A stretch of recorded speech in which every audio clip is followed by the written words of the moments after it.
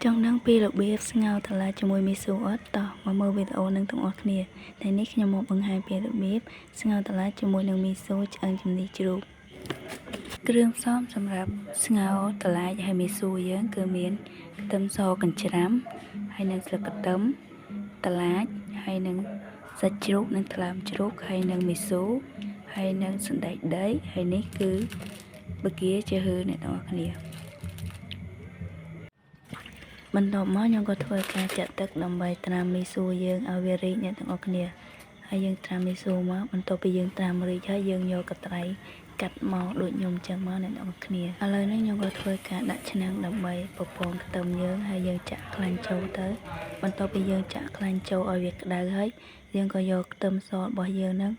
ដែលយើងចាំរួចហ្នឹងយកមកចាក់វាដើម្បីបំពងឲ្យវាក្រហមឥឡូវហ្នឹងឃើញថាខ្ទឹមរបស់ខ្ញុំហ្នឹងគឺបំពងក្រហមហើយបន្តមកទៀតខ្ញុំក៏ធ្វើការចាក់សាច់ជ្រូកចូលហើយយើងចាក់សាច់ជ្រូកហើយ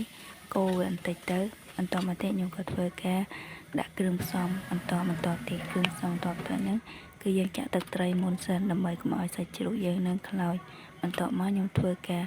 ដាក់ស្ករសអំបិលប៊ីចេងនិងម្រេច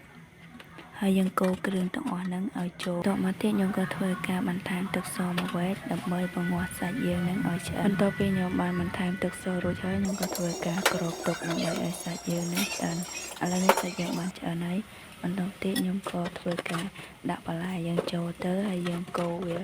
ឲ្យសព្វមកដើម្បីឲ្យវាចូលជាតិបន្តិចចាំយើងចាក់ទឹកយកទៅមកធ្វើបែបនេះធ្វើឲ្យម្ហូបយើងកាន់តែមានរសជាតិឆ្ងាញ់ឥឡូវនេះខ្ញុំដាក់បកាជាហឿចូលបន្ទាប់មកយើងធ្វើការក្របវារហូតតតែបន្លែយើងហ្នឹងគឺឆ្អិនគឺថាឥឡូវហ្នឹងគឺបន្លែរបស់យើងគឺបានឆ្អិនហើយខ្ញុំក៏ដាក់មីសួរយើងចូលហើយនឹងស្លឹកខ្ទឹមសណ្តែកដីយើងចូលទៅយើងកូរឲ្យសព្វហើយក៏ធ្វើការបិទហ្គាសទៅប៉ុណ្ណឹងហើយអត់បើសិនជាយើងអត់តន់ហូបឥឡូវយើងមិនចាំបាច់ដាក់មីសូចូលក្នុងឆ្នាំងចឹងដូចខ្ញុំទេយើងដួសសម្លដាក់ក្នុងចានហើយចាំពេលយើងហូបចាំយើងដាក់មីសូចូលក៏បានដែរតែដោយសារតែខ្ញុំហូបឥឡូវចឹងទៅខ្ញុំដាក់មីសូចូលក្នុងឆ្នាំងហើយហើយតែម្ដងហ្នឹងហើយអ្នកទាំងអស់គ្នាគឺវីដេអូរបស់ខ្ញុំគឺមានតែប៉ុណ្ណឹងហើយ